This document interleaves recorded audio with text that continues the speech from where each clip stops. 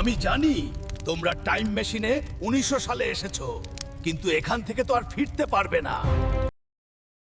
এটা কি ডক্টর ঝাটকার নতুন কোনো আবিষ্কার? মোটু খবরদার, ওটাতে হাত দিও না।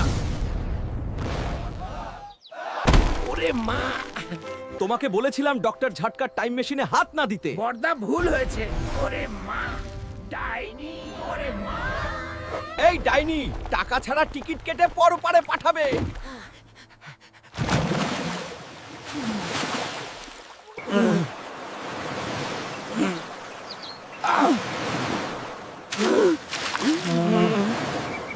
আমরা আমাদের রাজা পেয়ে গেছি।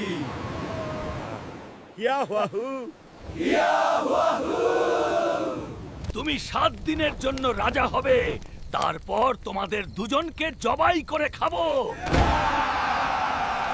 মোটু পরপারে না যেতে চাইলে অদৃশ্য হওয়ার ট্যাবলেট খাও। বুড়িমা, আমাদের রক্ষা করো। কি হয়েছে বাছা? তোমরা দুজন কাঁদছো কেন? আমাকে সব খুলে বলো, আমি তোমাদের চিনি। বুড়িমা, ঝটকার টাইম মেশিন আমাদের অন্য জগতে এনেছে।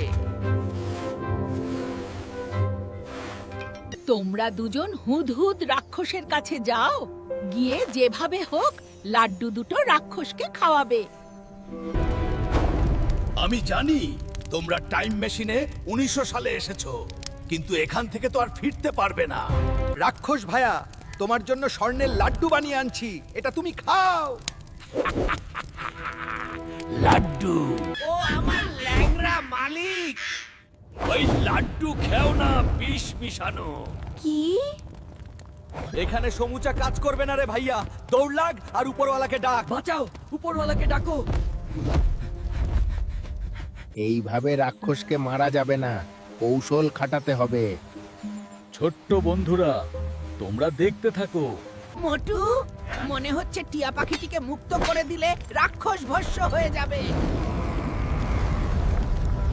মোটু, 30 সালের বাটনে চাপ দিও না, 25-এর বাটনে চাপ দাও। ছোট্ট বন্ধুরা, ভিডিওটি লাইক, কমেন্ট আর সাবস্ক্রাইব করবেন। তবেই আমরা 25 সালে যেতে পারবো।